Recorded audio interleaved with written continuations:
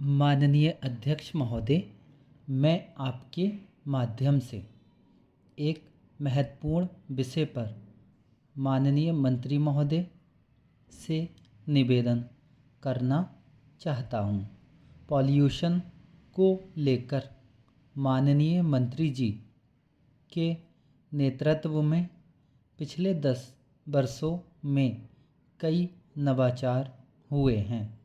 शहरों और गांवों में गंदगी को मिटाने और प्रदूषण को नियंत्रित करने के लिए कई नवाचार हुए हैं, लेकिन अभी भी शहरों, कस्बों और गांवों में देखा जाता है कि कई इंडस्ट्री ऐसी होती हैं जिनमें चाहे भूमि प्रदूषण हो, चाहे वायु प्रदूषण हो, चाहे जल प्रदूषण हो, इस प्रकार से उसके गंदे पानी को नदियों में बहा दिया जाता है। वहाँ पशु मरते हैं और आदमी पानी भी नहीं पी सकता है। इस प्रकार के प्रदूषण को नियंत्रित करने के लिए सरकार क्या प्रयास कर रही है?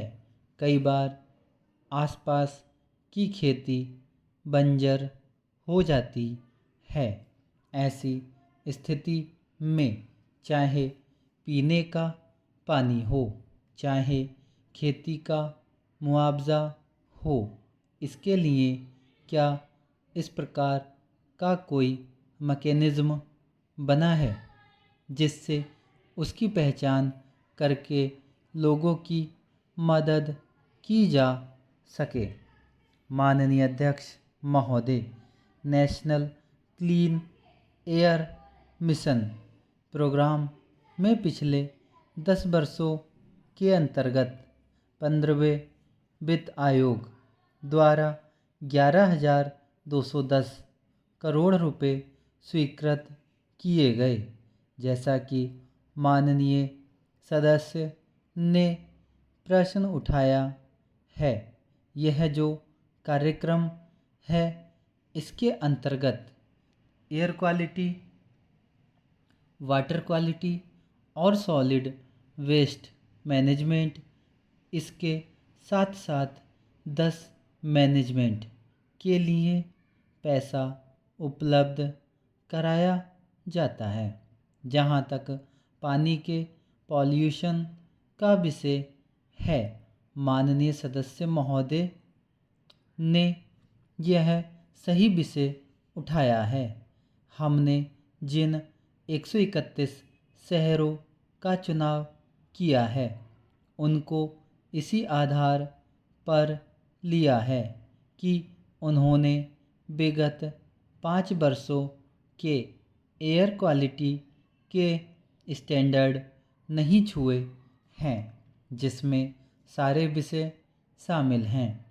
उसमें पानी भी है, वायु का भी है, सॉलिड वेस्ट मैनेजमेंट का भी है।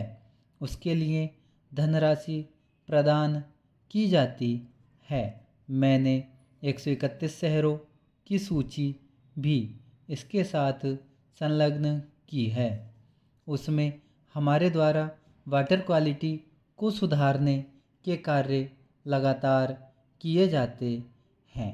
इसकी CPCB के माध्यम से मॉनिटरिंग की जाती है और प्राण पोर्टल पर अपडेट भी होता है।